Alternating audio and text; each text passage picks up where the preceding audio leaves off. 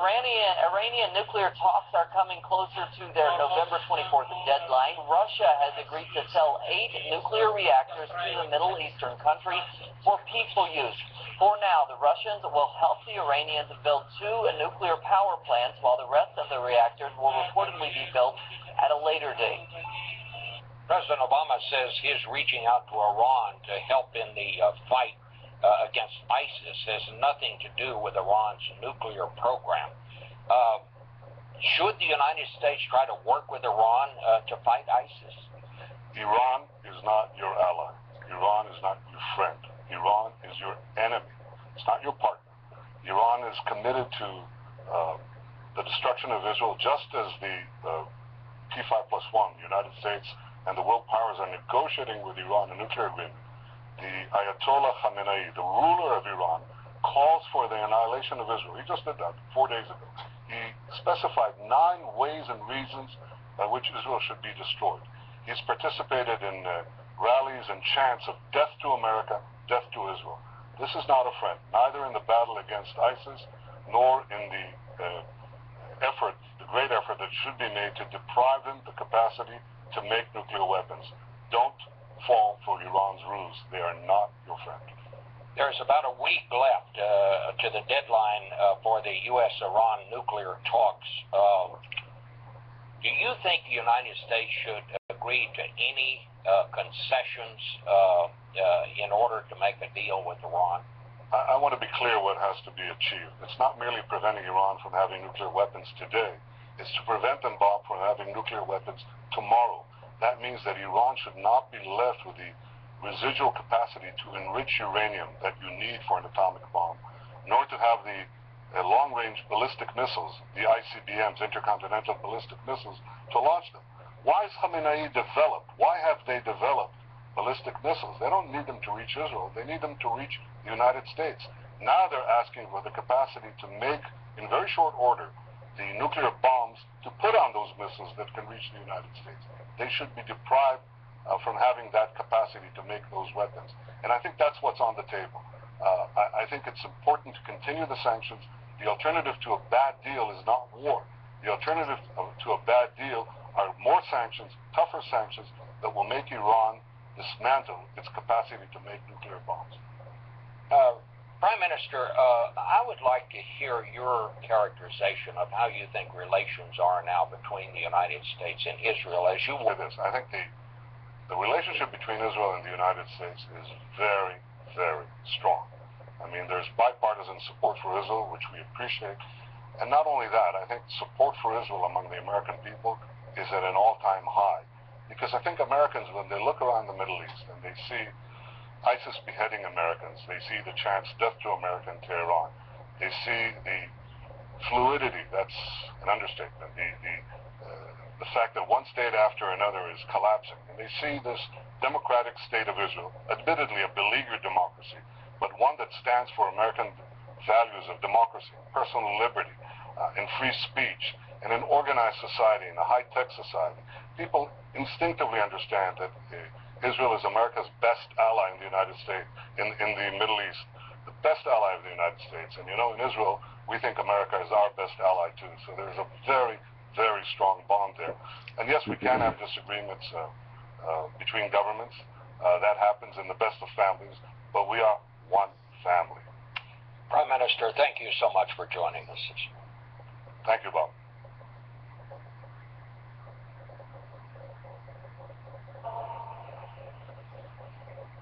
موشک بالستیک سجیل که این موشک میتواند تمام نقاط اسرائیل و پایگاه‌های آمریکا را در منطقه بزند و با خاک یکسان کند.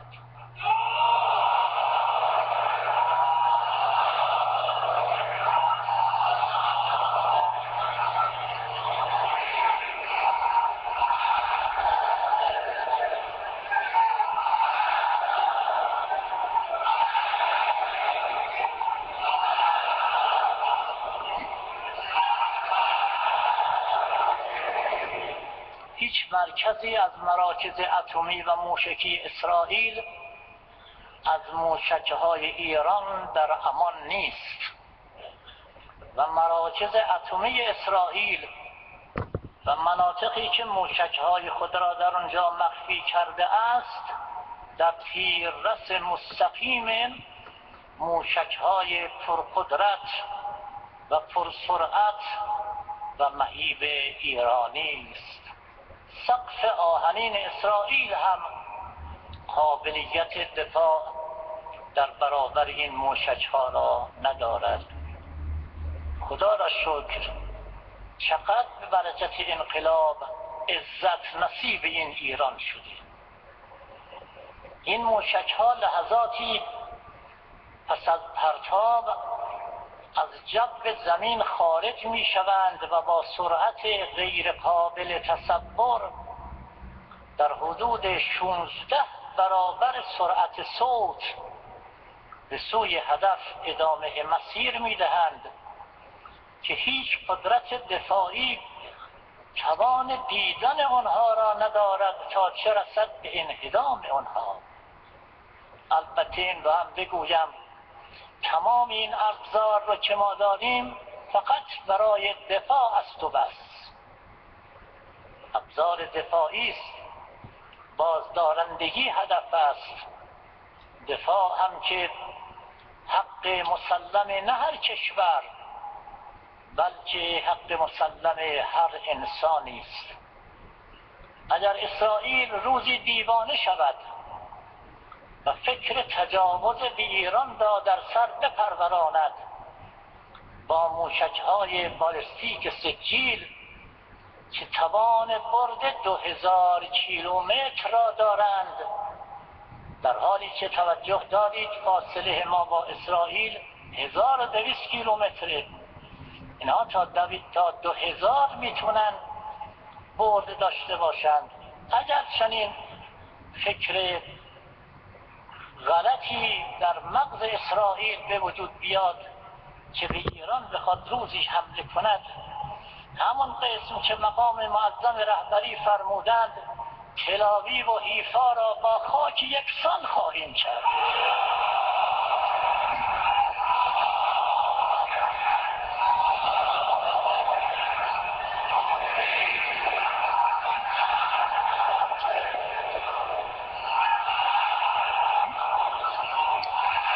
Death to America, death to England, death to the hypocrites, death to Israel. وظنوا أنهم مانعتهم حصونهم من الله فأتاهم الله من حيث لم يحتسبوا.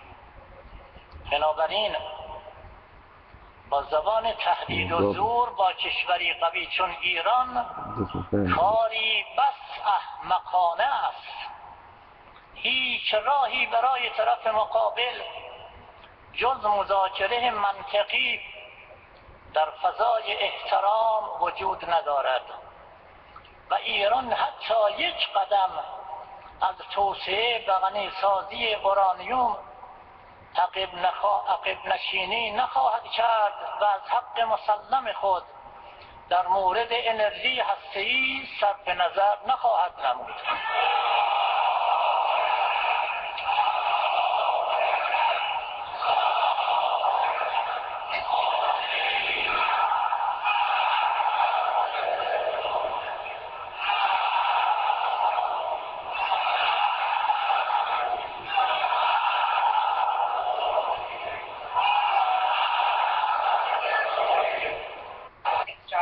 The Wall Street Journal is reporting that the president sent a letter last month to Iran's Supreme leader talking about the shared interest that the U.S. and Iran had in the fight against the Islamic State. Can you confirm that that letter was sent?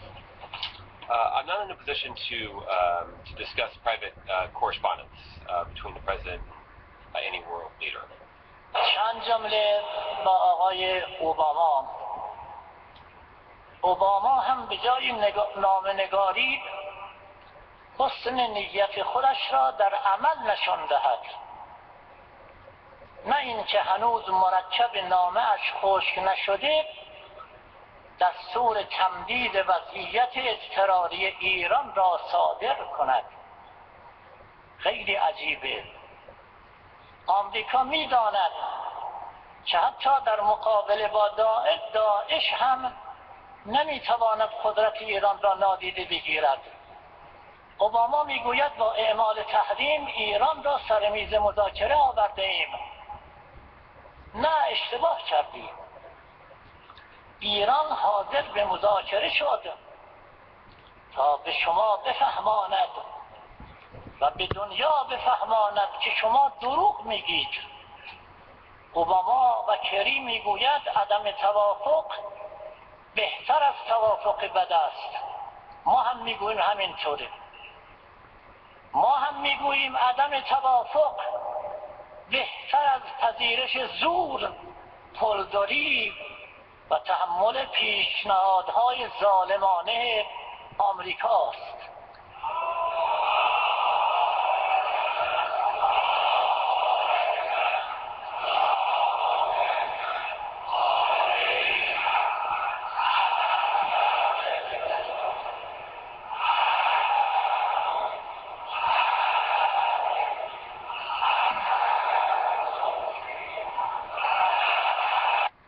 Send a secret letter to the Ayatollah when Congress is saying we want a voice in these nuclear talks, for example, that we don't want to be cut out. If you're saying a secret letter, it sounds like you're not being transparent and you're cutting Congress out.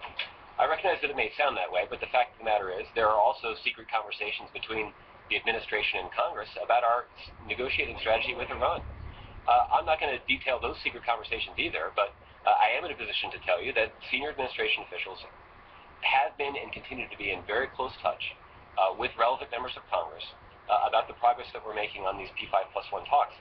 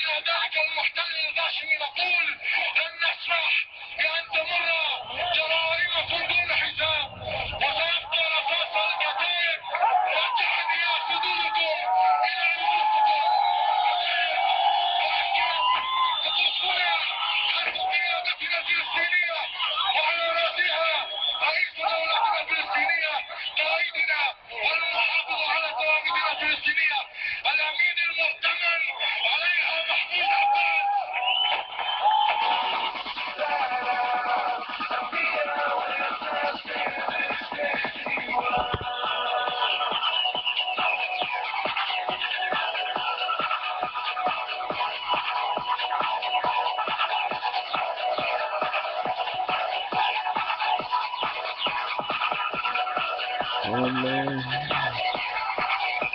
you gotta be clean here. I heard you back again.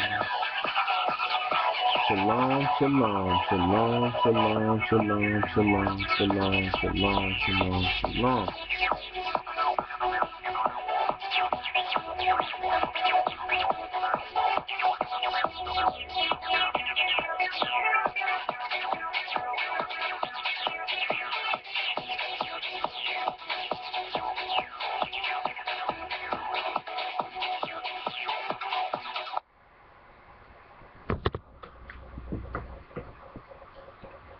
Wake up, Israel.